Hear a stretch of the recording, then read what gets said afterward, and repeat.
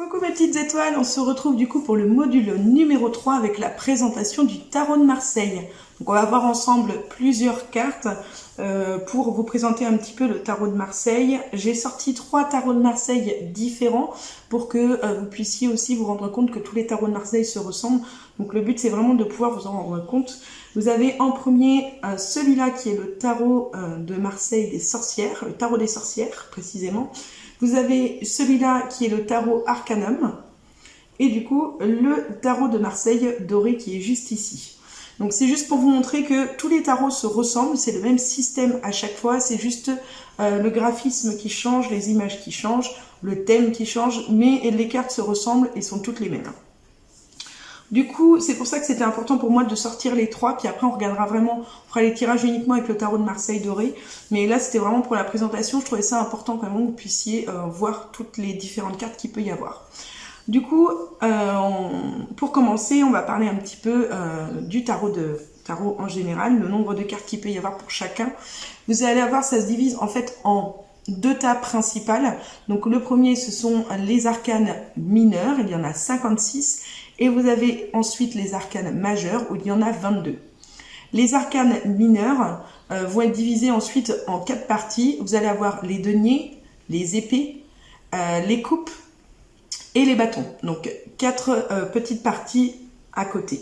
Plus les figures, donc ça va être, donc c'est de 1 à 10 pour chaque tas.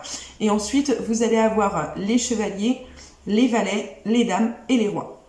Donc pour les figurines, etc., vous verrez, on verra ça tout à l'heure, les figures dans le module numéro 5.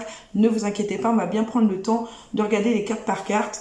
C'est pareil dans le module suivant, le module numéro 4, on va regarder un petit peu plus les cartes mineures. Donc on va les regarder une par une et vraiment plus les identifier.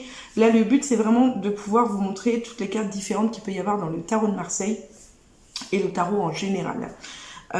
Du coup, on va pouvoir commencer. Je vais commencer du coup par vous parler un petit peu eh bien des arcanes mineurs. On va commencer par cela. Non, on va commencer par les arcanes majeurs. On va faire plus simple. On va commencer par les arcanes majeurs. Alors, les arcanes majeurs.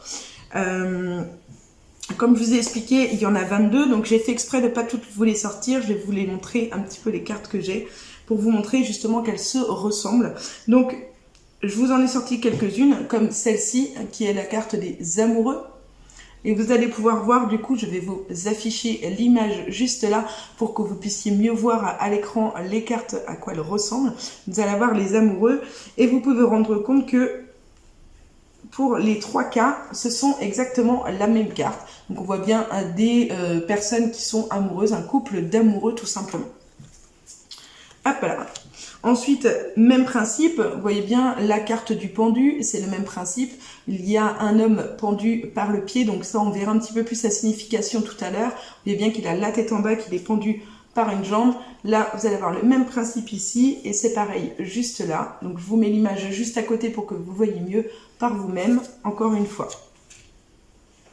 Ensuite, on va passer au chariot. Donc, je ne les fais pas dans l'ordre que c'est dans le jeu. Donc, la carte du chariot, même principe. Vous avez une personne et vous avez de chaque côté soit des chevaux, soit là, comme ici, l'espèce de moto. Voilà. Hop. Je continue avec, par exemple, la justice. Donc, même principe. Le système de la justice. Une femme avec les yeux bandés. Juste là, et on voit bien qu'elle doit essayer de trouver un petit peu l'équilibre entre les deux, donc faire la justice comme le nom l'indique. Vous avez ensuite, pareil, la tempérance, donc même système, la tempérance, hop, essayez de trouver, de faire l'équilibre encore une fois entre les deux, donc pareil, un même système que les autres cartes. Vous allez avoir la force, donc là, vous allez retrouver un lion sur chaque carte, voilà. Une femme et un lion sur chaque carte, comme vous pouvez le voir juste au-dessus. Hop. Nous avons ensuite la carte de la mort. Donc, même principe. Vous voyez, à chaque fois, c'est à peu près les mêmes dessins. C'est le même système. Là, vous avez une carte principale. Et puis après, c'est la déduction, bien évidemment, qui fonctionne. C'est votre ressenti par rapport à la carte qui fonctionne. La carte du diable. Donc, même principe, juste ici. Hop. Vous voyez, hop, même principe. Et pour finir, avec les arcanes majeures, on a la tour, juste ici. Voilà, donc voilà, ça c'est vraiment des exemples d'arcanes majeurs. Donc c'était vraiment pour que vous puissiez voir un petit peu que les cartes se ressemblent et que peu importe le tarot que vous allez prendre, c'est toujours le même système. Ça va être toujours la même image, le même ressenti, c'est juste le décor qui change un petit peu, mais le principe reste le même. On va regarder un petit peu pareil les deniers. Les arcanes mineures, je vais y arriver, les arcanes mineures, donc c'est pareil, je vous en ai sorti quelques-unes, vous puissiez voir, comme par exemple le 2 de denier, qui est juste là, vous voyez bien que c'est un bonhomme qui essaie de trouver un équilibre entre les deux. Hop.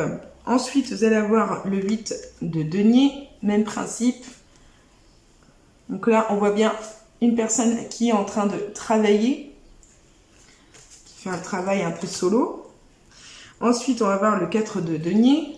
Donc, même principe, cette carte représente le fait d'avoir peur de perdre quelque chose. Donc, sur chaque image, c'est ce que ça représente. Hein, on a peur de perdre quelque chose, on protège quelque chose. Ensuite, nous avons le 8 de coupe. Donc, avec des coupes qui sont juste derrière, qui signifie que l'on change de chemin, on quitte une situation qui ne nous satisfait plus.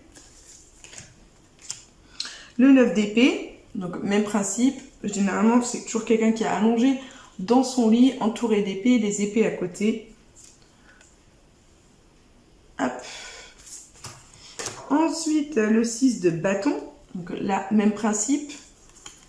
On va avoir des bâtons, quelqu'un qui est victorieux de la situation. Hop.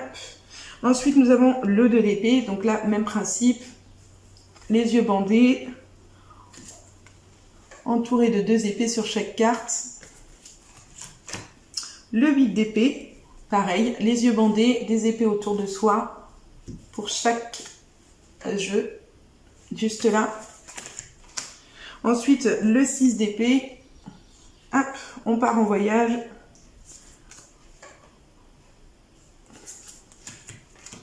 Ensuite, hop là, le 2 de bâton. Hop, je vous les montre comme ça. Donc c'est pareil, on avance sur un chemin. Je choisis d'avancer sur un chemin, donc on avance vis-à-vis de nos projets. Ensuite, vous allez avoir le 7 de bâton. Le 7 de bâton, on défend sa position, on défend quelque chose. Ensuite, vous allez avoir le 3 d'épée. Le 3 d'épée qui représente les querelles, les conflits, la rupture amoureuse ou amicale. Donc même principe, vous voyez bien, il y a des épées. Généralement, il y a un cœur ou une rose. Voilà, qui est transpercé. Ensuite, nous avons le 7 de coupe. Le 7 de coupe qui représente le fait de devoir faire un choix, donc qui est représenté bien dans chaque image.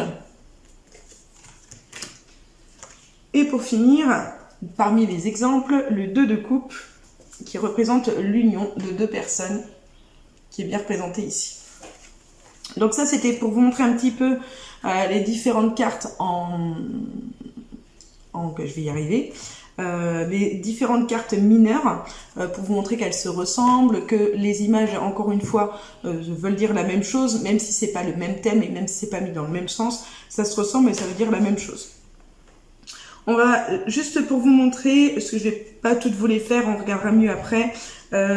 Ici, par exemple, pareil pour les rois, vous allez avoir les rois juste ici, donc même principe, vous allez avoir toujours la même chose. Hop là, le même système, je vais y arriver. Si je fais voler mes cartes, c'est pas très pratique. Donc vous voyez, après, une fois, c'est le même principe. Hein. Là, vous allez avoir les rois. Je vais vous montrer les reines. Ah, attendez, hop, parce que ça, je ne l'ai pas mis dans le bon ordre. Voilà, je n'ai pas bien fait mon travail. Tuc, tuc, tuc. Voilà. Là, par exemple, donc là, vous aviez les rois. Les reines, elles sont là.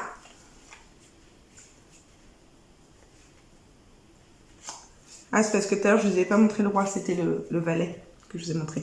Là, par exemple, vous allez avoir les reines. Vous voyez, c'est le même principe, c'est des petites images. Une reine qui est représentée, et puis par rapport aux éléments qu'ils ont. Donc voilà, là, c'était juste pour vous montrer un petit peu eh bien, les différentes cartes qu'il peut y avoir, les cartes, les ressemblances qu'il peut y avoir entre chaque carte. Je vais vous montrer également les as. C'est important. Alors, les as, c'est le même principe. Vous allez hop. Donc, vous voyez, si je prends mes petites cartes, Vous allez voir qu'à chaque fois, c'est exactement le même principe. Par exemple, ici, c'est l'as de coupe. Donc, vous voyez, une seule coupe, hop, qui est représentée. Voilà. Boum, boum, boum. Là, ici, nous avons les bâtons. Donc, pareil, un seul bâton. Là, nous avons l'épée. Et ici, pour finir, les deniers. Donc, qui sont juste là. Donc, vous voyez bien, c'est exactement le même principe. À chaque fois, on prend les choses dans le même ordre. Toutes les cartes se ressemblent, sont les mêmes. Hein. Là-dessus, il n'y a pas de souci. C'est juste que peu importe le jeu que vous prenez, après, c'est à vous aussi de faire une déduction par rapport à l'image qui est représentée, par rapport au dessin qu'il peut y avoir, par rapport au ressenti que vous pouvez avoir par rapport à cette carte. Donc voilà, là c'était vraiment la petite présentation du tarot de Marseille, c'était vraiment très rapide. On va mieux regarder après plus en détail chaque carte pour vous expliquer un petit peu à quoi ce qu'elle représente, les mots-clés que moi je peux utiliser, dans quel ordre je mets les cartes bien évidemment. Et puis comme ça, on va pouvoir enchaîner petit à petit. N'hésitez pas à prendre des notes, comme d'habitude, hein, pour que vous puissiez vraiment prendre les choses dans l'ordre. Et puis, on se retrouve du coup tout de suite pour le module numéro 4, j'y ai arrivé, où on va parler des cartes mineures, hein, les 56 cartes mineures. Donc, je vous retrouve tout de suite pour le module numéro 4. Donc, si vous avez envie de prendre une pause, n'hésitez pas. Et puis sinon, on se retrouve tout de suite pour le module numéro 4. Bisous, bisous!